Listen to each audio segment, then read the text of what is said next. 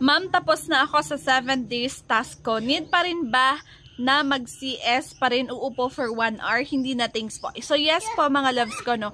So, after ng new users task nyo ng 7 days, araw-araw pa rin po kayong magta-tasking. Araw-araw pa rin kayong mag-solo live, araw-araw pa rin kayong mag-CS, araw-araw ka rin mag-GYC.